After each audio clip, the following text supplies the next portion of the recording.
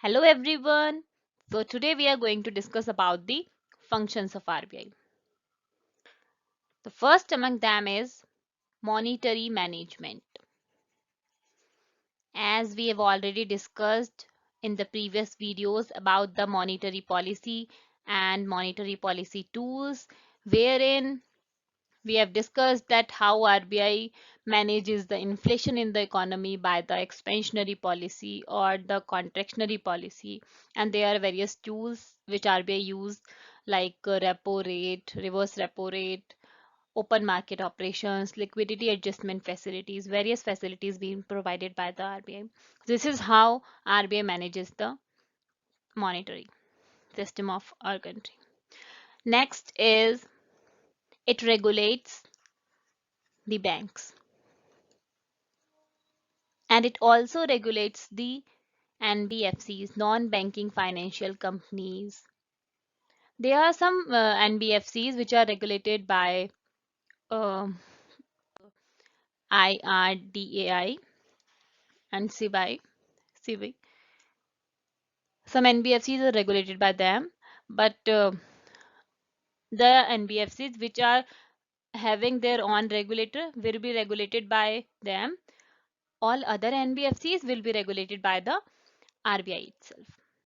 RBI also decides the CRR and the SLR, which are to be fixed by the banks. And the next one is RBI decides about the licensing of banks. What is the minimum criteria for giving license to any bank? RBI also decides about the opening and closing of any bank. And also for those NBFCs whose regulator is RBI. Yeah, RBI provides the fund to government in the form of ways and means advances.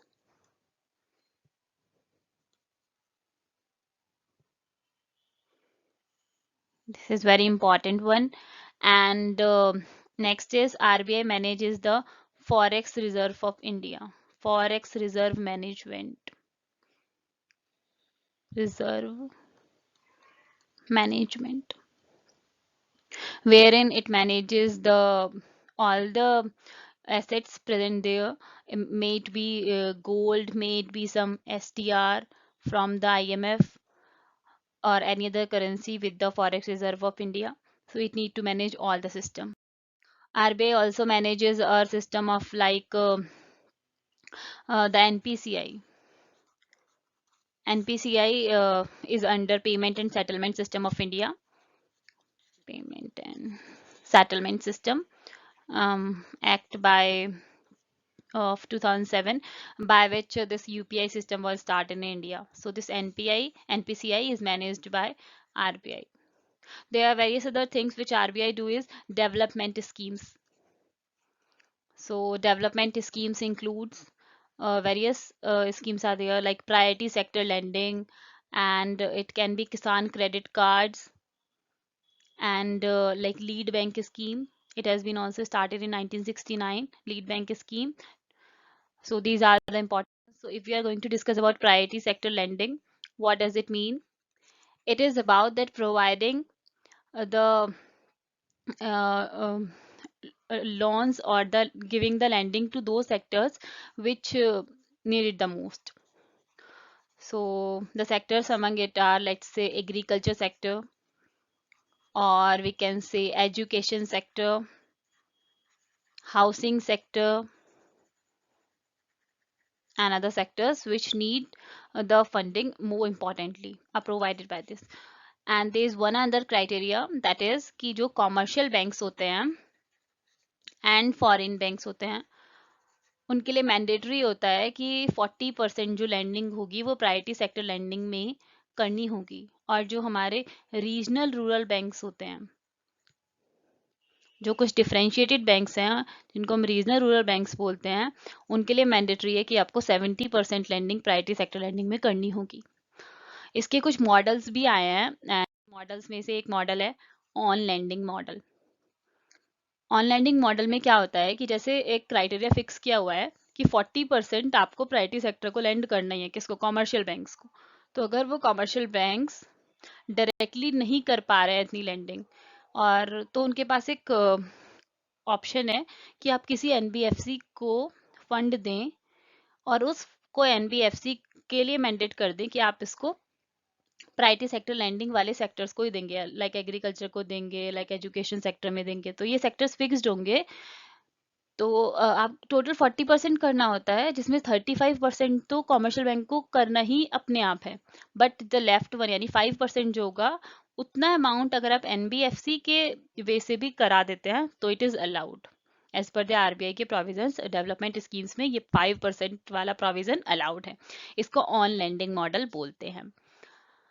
Normal cases में, मतलब not only in the priority sector lending but other cases में एक को landing model use किया जाता है। RBI की तरफ से अलाउड है। इस मॉडल में जो बैंक्स होते हैं एंड एनबीएफसीज होती हैं, दोनों मिलके लैंडिंग करने का ट्राई करते हैं।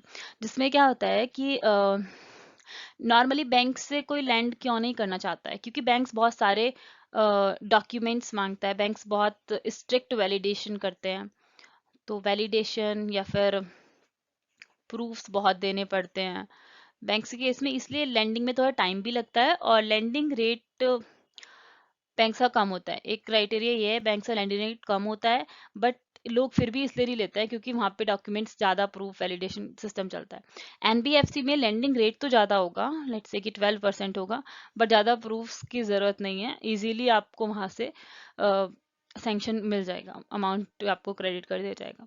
तो इसलिए अगर बैंक्स और एनबीएफसी दोनों मिल के एक लैंडिंग प्लान करें जिसमें ज़्यादा वैलिडेशन नहीं होगा और दोनों का क्यूमुलेटिव लाइक अराउंड 10% के इंटरेस्ट रेट पे उस लैंडिंग को करा दिया जाए, तो इसकी हेल्प से लोगों को भी बेनिफिट है कि कम इंटरेस्ट रेट पे मिल जाता है। और अगर क्राइसिस में एनबीएफसी भी तो जाते ही हैं, तो अगर क्राइसिस में एनबीएफसी भी अगर एनबीएफसी जाते हैं तो दोनों का क्यूमुलेटिव जाएगा, ऑलमोस्ट इकोनॉमी पे तो सेम ही इम्पैक्ट है। तो कोशिश की जाती है कि लोग दोनों के क्यूमुलेटिव वाले से भी लोन लें ताकि बैंक्स की भी लैंडिंग नॉर्मल रहे। मतलब एनबीएफसी की वजह से काफ़ी बैंक्स को रूल्ड आउट कर दिया जाता है कि बहुत वेरिफिकेशन हो रहा है, they want go by this route. अब इस तरह से ये ट्राई किया जाता है कि एनबीएफसी का थोड़ा रोल रहे तो लोग बैंक से ही लैंडिंग लें। ये को लैंडिंग मॉडल था।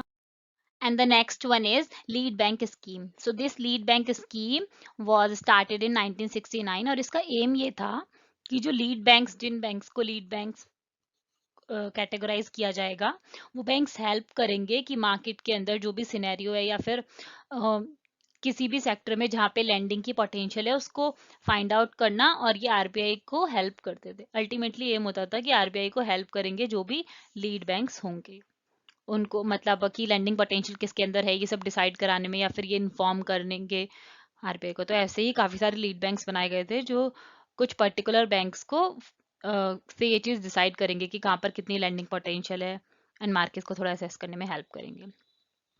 नेक्स्ट डेवलपमेंट एक्टिविटी क्या थी आरबीआई की, दैट इज किसान क्रेडिट कार्ड। किसान क्रेडिट कार्ड की हेल्प से किसान जो होते हैं उनको कुछ इंटरेस्ट सब्सिडी प्रोवाइड की जाती थी, एंड दैट इज 2% की इंटरेस्ट सब्सिडी उनके लोन्स पे, जिसको वो अपने फार्मिंग में यूज कर सकते हैं, या फिर कुछ स्मॉल एसेट्स खरीदने हैं तो उसको वो यूज कर सकते हैं। इसको हम इंटरेस्ट सबवेंशन स्कीम बोलते हैं, जिसके अंदर उनका इंटरेस्ट का कुछ रेट को सबवेंट किया जाता है। This was a very important scheme for the welfare of the farmers. अब नेक्स्ट चीज होती है कि आरबीआई गवर्नमेंट को भी सपोर्ट करती है। आरबीआई गवर्नमेंट को कैसे सपोर्ट करती है कि आरबीआई के पास जो भी अमाउंट कलेक्ट होता है, आरबीआई को अमाउंट कैसे मिलता है, लाइक से कि एक फॉरेन एक्सचेंज जो रिजर्व है हमारे पास, उसके अंदर कुछ डॉलर्स हैं, तो वो उन डॉलर्स को मार्केट में सेल करेगी। सेल करने के बाद लेट्स से कि $10 हैं, इनको किसी कंट्री को अगर एग्रीमेंट में या कोई लोन एग्रीमेंट में $10 दिए हैं, तो कुछ मंथ्स के बाद जब ये रिटर्न होगा इस पे कुछ इंटरेस्ट मिलेगा, तो ये इंटरेस्ट मिलता है आरबीआई को फॉरेन एक्सचेंज रिजर्व में जो भी हमारे पास अमाउंट है उसको लेंडिंग पे देने पे। या फिर हम जो आरबीआई है वो करेंसी प्रिंट करेगी, उस करेंसी प्रिंट करने से जो भी बेनिफिट्स मिलते हैं, तो ऐसे जो भी बेनिफिट्स मिलते हैं आरबीआई को, इस अमाउंट को आरबीआई अल्टीमेटली गवर्नमेंट को, इसका कुछ प्रपोर्शन अल्टीमेटली गवर्नमेंट को पे कर देती है। ये भी आरबीआई का एक फंक्शनलिटी है जिसके अंदर कंप्लीट अमाउंट तो नहीं देती है, लेकिन कुछ प्रपोर्शन वो गवर्नमेंट को रिटर्न कर देती है। एक और चीज़ आरबीआई मैनेज करती है, जो बैंक्स में कहीं फेलियर तो नहीं है, मतलब बैंक्स का कोई फेलियर है तो उसको चेक करना, या एन सिमिलरली एनबीएफसी में कहीं कुछ फेलियर की चांसेस है, या फिर अभी कितने स्टेबिलिटी है, नॉन परफॉर्मिंग एसेट्स तो नहीं है, ये सब चीज़ चेक करने के लिए हमारे पास एक चीज़ होती है जिसको हम बोलते हैं प्रॉम्प्ट करेक्टिव एक्शन। अगर आरबीआई ने चेक किया और उनको लगा कि यहाँ पे बहुत सारे नॉन परफॉर्मिंग एसेट्स हैं किसी बैंक के पास, और प्रोबेबिलिटी नहीं हो पा रही है कि वो अभी ठीक वाले क्राइटेरिया में जाएं, तो ऐसे केसेस में मतलब काफ़ी सारे केसेस से चीज़ों से इसको डिसाइड कर सकते हैं कि अगर वहाँ पे कैपिटल एडिक्वेसी रेशियो नहीं मैनेज्ड है, फिर भी लोन क्रेडिट किया गया है काफ़ी कंपनीज को और लग रहा है कि वापस नहीं मिलेगा तो प्रॉब्लम है, एनपीएस बहुत ज़्यादा है तो प्रॉब्लम है, प्रॉफिट मार्जिन बहुत डाउन होता जा रहा है, तो ऐसे बैंक्स को डायरेक्टली तो नहीं कैटेगराइज किया जाएगा कि आप आज से बैंक नहीं है, नॉट डायरेक्टली, बट उनको प्रॉम्प्ट करेक्टिव एक्शन की कैटेगरी में रखा जाएगा, ताकि अभी फ्यूचर में उनकी लैंडिंग पे रेस्ट्रिक्शन लगाई जाएंगी। मतलब अब काफ़ी उनकी एक्टिविटीज़ को रेस्ट्रिक्ट किया जाएगा, इसलिए उनकी लैंडिंग रेस्ट्रिक्ट कर दी जाएगी, उनका सैलरी मैनेजमेंट या फिर कोई भी फ्यूचर में रिस्क की लैंडिंग नहीं अलाउ की जाएगी। ये सब एक्शंस को आरबीआई देखती है। फिर अगर लगता है कि कोई भी बैंक इतने रिस्की सिनेरियो में जा रहे हैं कि कैपिटल एडिक्वेसी रेशियो बहुत ज़्यादा रिस्की था, स्टिल उन्होंने लोन प्रोवाइड किया है, ऐसा सब कुछ बैंक में उसको प्रॉम्प्ट करेक्टिव एक्शन बोलते हैं। और यही काम वो एनबीएफसीज के लिए भी करती है आरबीआई, जिसको हम सुपरवाइजरी एक्शन फ्रेमवर्क बोलते हैं।